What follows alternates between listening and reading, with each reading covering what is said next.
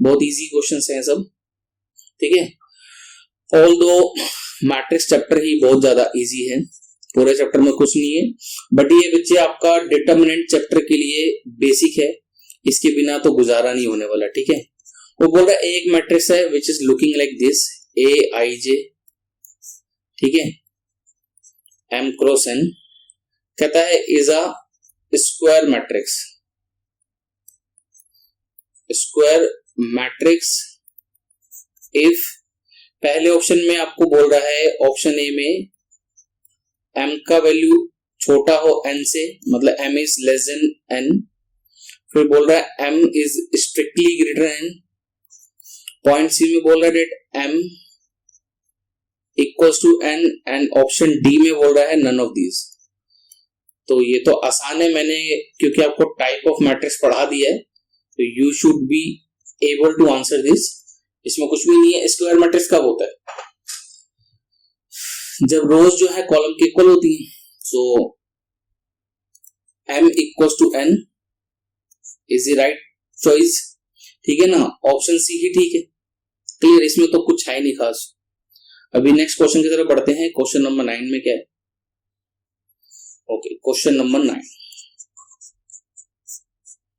वो कह रहा है कि which of the given values of x and y make the following pair of matrices equal. Okay, let me right the question.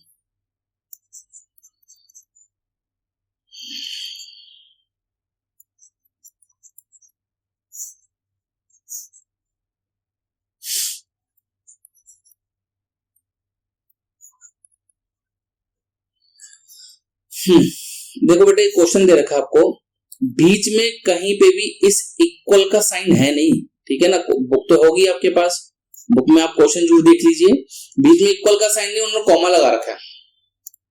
वो कह रहा है ये दो मैट्रिक्स हैं, हम एक्स और वाई का क्या वैल्यू ले कि दोनों मैट्रिक्स इक्वल हो जाए, ठीक है ना। अच्छा, पहले तो ये देखिए क्या कुछ पॉसिबिलिटीज है भी इनको इक्वल करने की, मतलब इनका ऑर्डर सेम है, हाँ ऑर्डर तो सेम है, इसका मतलब चांसेस तो हैं कि इनको हम इक्वल कर सकते हैं, यस और नो। तो हम कहां से शुरू करेंगे, हम ऐसे शुरू करेंगे अपना सोल्यूशन।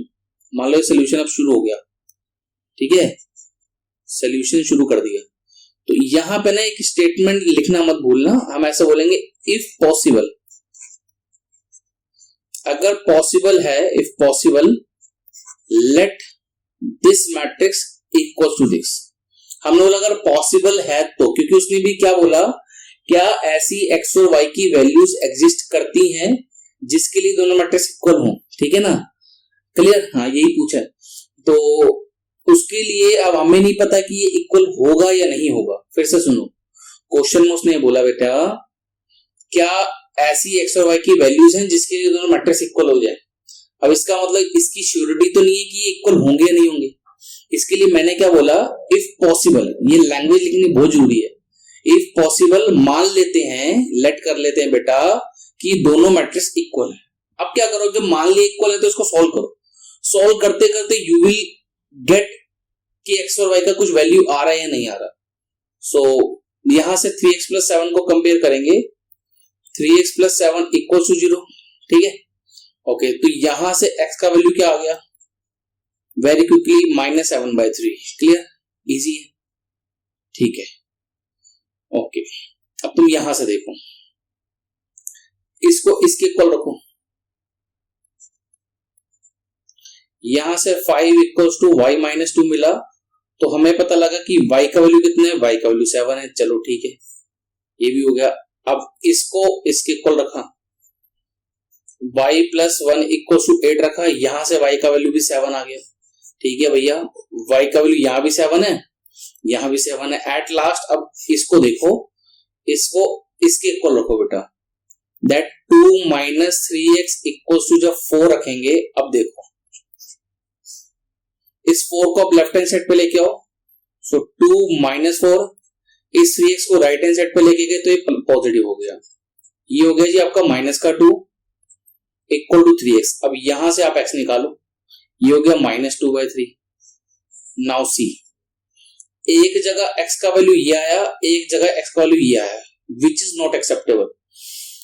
अब मेरे को बताओ मैं कौन सा वैल्यू लूं। अगर मैं ये लेता हूं, अगर मैं ये वैल्यू लेता हूं एक्स का, उससे क्या होगा, ये वाली एंट्री तो इसके इक्वल हो जाएगी, बट अगर मैं इसको इसमें डालूंगा तो यहां से 4 नहीं आने वाला, तो गड़बड़ होगी ना। इसका मतलब क्या है कि एक्स का वैल्यू क्या ले, ये ले या ये ले। अब ले तो कोई एक सकते हैं, ये क्या कह रहा है कि दोनों लो, which is impossible at a same time. एक ही टाइम पे इन दोनों को लेना संभव नहीं है। क्लियर। तो फिर आंसर क्या लिखे हैं, उसने बोला था कि क्या एक्स और वाई की ऐसी वैल्यूज हैं।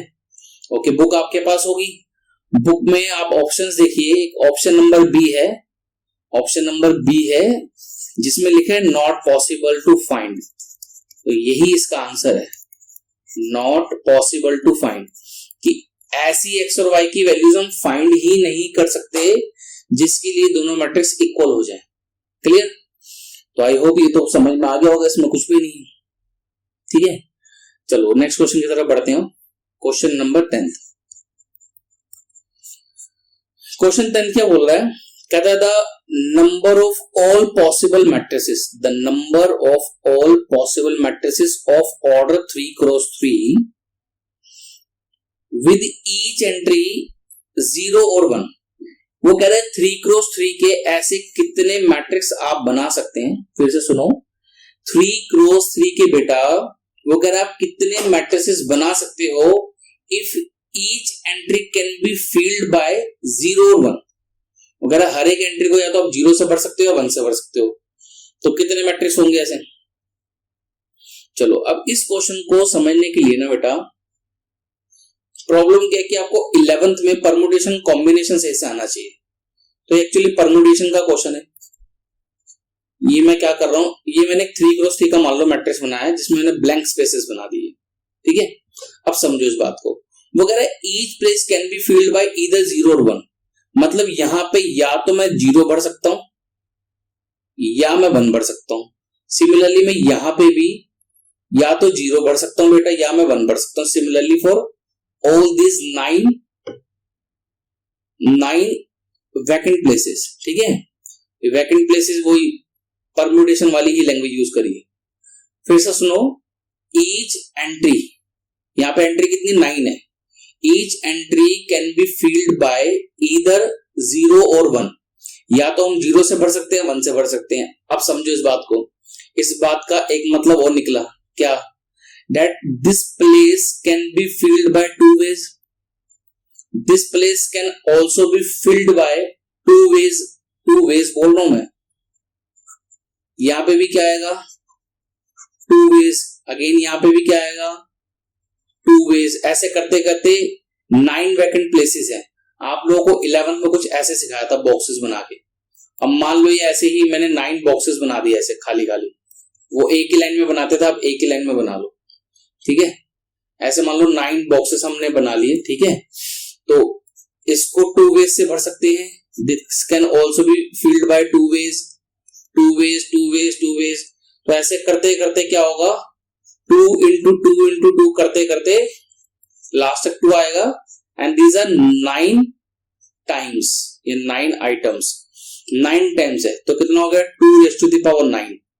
2 raise to the power 9 calculate कर लेना, it will comes to 512, which further implies option D is correct. ठीक है बेटा, option D is correct. So I hope आपको समझ में आया होगा। ये हमारी एक्सरसाइज 1 कंप्लीट हो गई। ठीक है बेटा, अब हम लोग कुछ थियोरेटिकल कॉन्सेप्ट्स वगैरह पढ़ेंगे, then we will start exercise 3.2।